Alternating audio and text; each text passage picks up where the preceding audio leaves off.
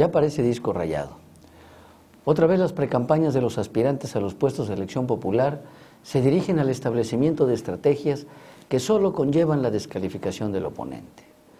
Parece ser que no se sabe hacer otra cosa en los equipos de campaña que desmenuzar los errores, equivocaciones, faltas anteriores, ciertas, falsas o inventadas, de quienes aspiran a los distintos puestos por elegir para intentar ganar las elecciones por los defectos de los otros y no por el lado de las propuestas. Es claro que importa mucho más la devaluación que la propuesta.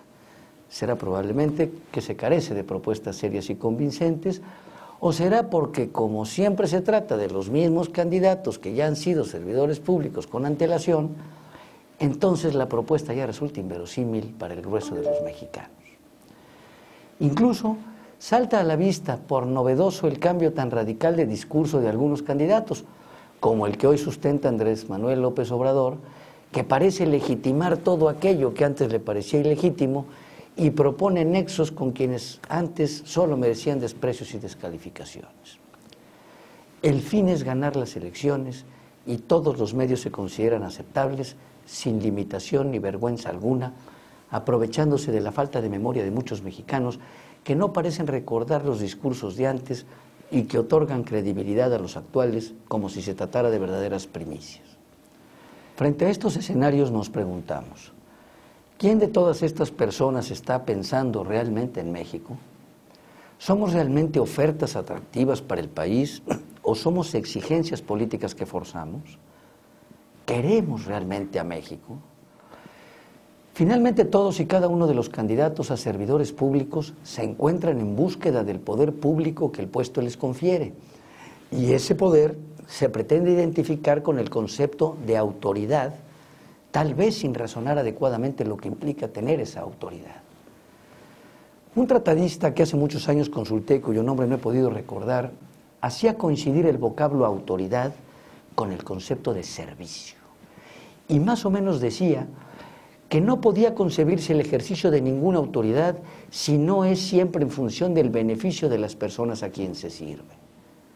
El padre o la madre que ejercen una autoridad hacia sus hijos, pero siempre en beneficio de su vida, de su seguridad, de su desarrollo, de su formación, etc.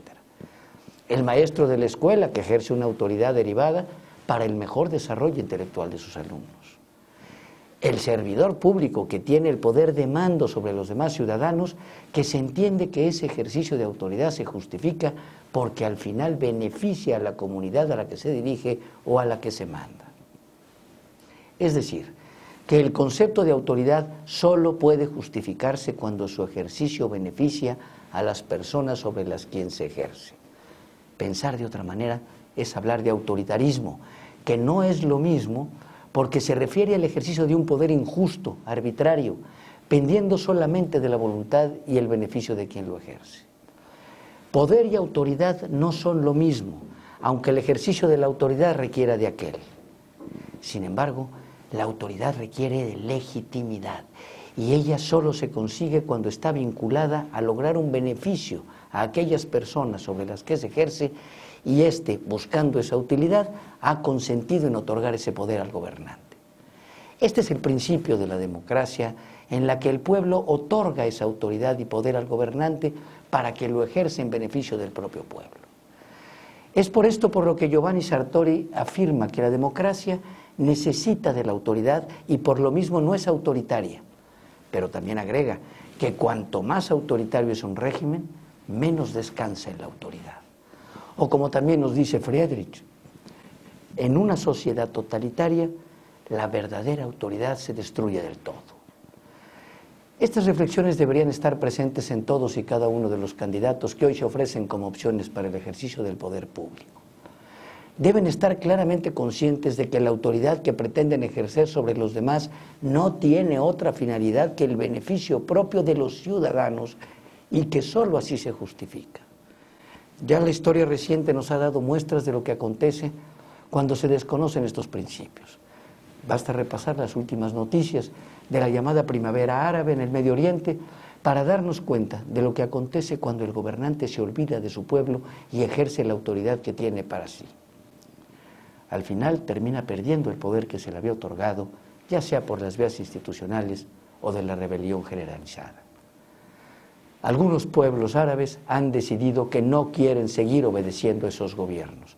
El concepto de autoridad se ha perdido por completo porque no hay una autoridad legitimada. Será por eso que otra de las acepciones del vocablo autoridad tiene que ver con el prestigio de quien la tiene o de quien la ejerce. De manera que la más pura autoridad es aquella que se ejerce por la calidad personal del gobernante, que no requiere echar mano de la fuerza, puesto que le basta su calidad moral demostrada. El buen padre de familia no ordena, pero sí aconseja. Pero al aconsejar ordena, porque su prestigio personal constituye un ideal para sus hijos.